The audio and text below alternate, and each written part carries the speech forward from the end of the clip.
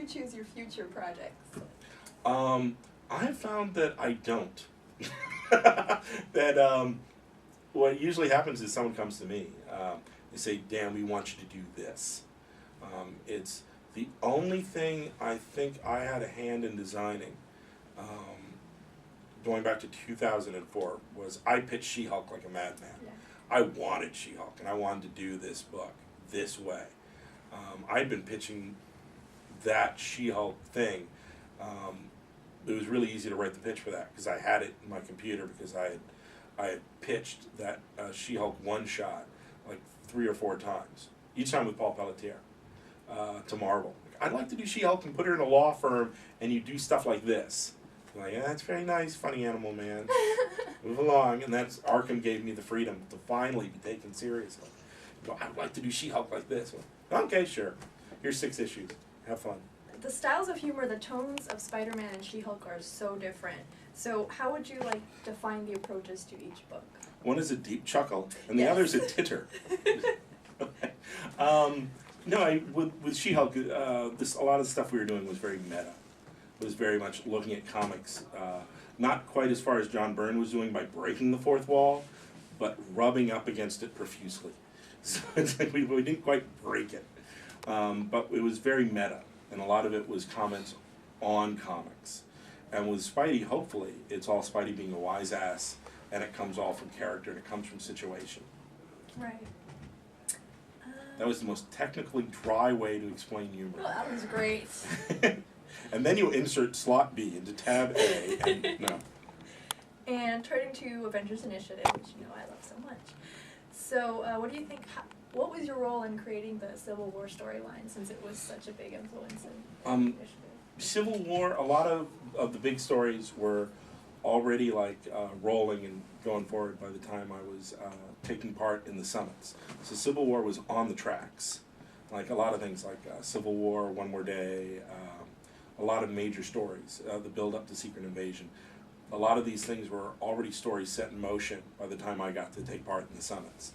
But when I heard about Civil War, and by working on She-Hulk, it was actually, I think, my first summit.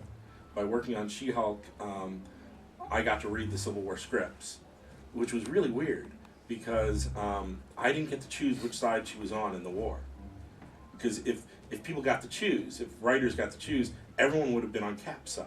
Because that's the fun side. Yeah, that's true. The fun side to write is, we're against authority. Not, look at us marching in step. You know, Right. that's like, who wants to write that side? It's a challenging side to write. So I remember when I started reading some of the scripts, the idea was that She-Hulk is very law and order. She-Hulk believes in the law. So She-Hulk will be on this side. And I was told that. And then as the writer, I had to wrap my brain around that. And I had to go, okay, I have to argue for this side. So you'll actually see scenes in She-Hulk where She-Hulk goes out of her way to address, here's how I feel, and here's why you should sign up. And, you know, and that was kind of tricky. But it meant I got to read all the scripts ahead of time. And Tom Brevoort came to me and he said, you know, no one's doing anything with the Initiative. That Mark Millar has all these other projects set up, and he sets up that he's going to be working on, and he set up the 50-state initiative, and no one's doing anything with it. And I said, Tom, well, you know, if I was doing initiative, I think I'd do this, this, and this. Really? He's like, yeah. And any new heroes who show up, they'd have to do X, Y, and Z. And the more we started talking, he's like, you should pitch this. So he invited me to my first summit, and at the first summit, I threw out like, here's what I would do here's how I think the initiative should work. And people really liked it. Like Bendis was a big supporter of it. Joe Quesada liked it. Bendis that night, I called up Mark Millar, who wasn't there, who was like off in Scotland, and ran it by, and Mark Millar gave it his blessing, and he liked it. So it's like, well, I guess I'm writing a book. So there you go. And it was going to work out right around the time that Thing was ending. So the timing was really nice. So I was like, okay, I'll do She-Hulk in the initiative. Okay. Yeah. That's how that all came about. I actually skipped a question before, so we're going to go back to Spider-Man, which I'm sure you don't mind at all. Nope. So when I asked people about what they thought about your run on Spider-Man, a lot of them brought up about the elections, the 2008 elections, and how you incorporate a lot of recent events into it. So how much do current events in general play in the stories that you create? Well, the Marvel Universe is the world outside your Right. window.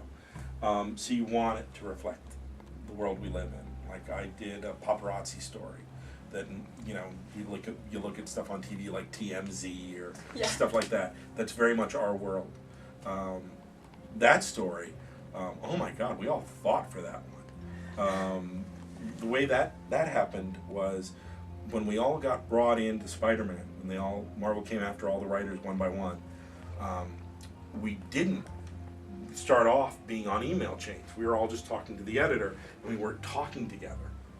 And I sent an email to Steve Wacker going, I've always wanted to do this story where Peter's down in his luck and he's a photographer and Spider-Man can go anywhere and take any kind of photo. I thought it'd be cool if he was so down in his luck, he had to take a paparazzi job.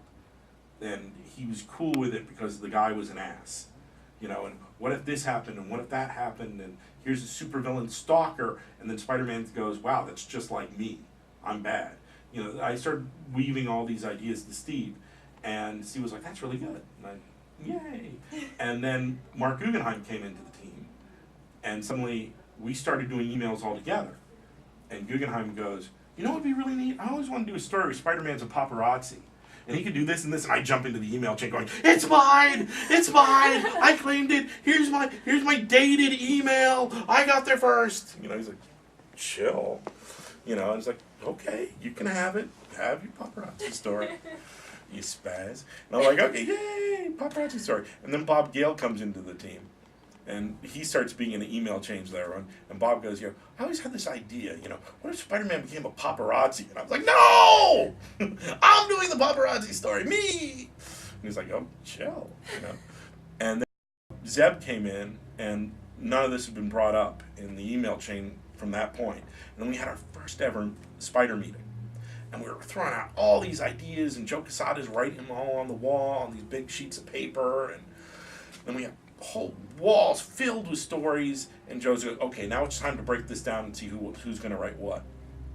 And we start going down, it's pretty much just like your kid picking a baseball team, going from one guy, I'd like to do that story, and I'd like to do that story, and I'm like, well, I want to start off with Mr. Negative, I feel really attached to this character, I want to do okay, you'll do that Mr. Negative story right here, and you'll do this, and you'll do that, and it gets to Zeb, and the fourth guy in the row, and he goes, I like that paparazzi story. I'm like, but, and Joe wasn't in any of these emails. And Joe's like, okay, Zeb will do the paparazzi story. I'm like, but, no! And he's like, Dan, you can't write them all. I'm like, like, no. But later, Zeb was having trouble with the story. He was trying different things and it wasn't working. He's like, you want to do this? I'm like, yes! Yes! It worked out after yeah, all. so That's great. So sometimes you have these things that you're really passionate about. And you're like, I want to do that.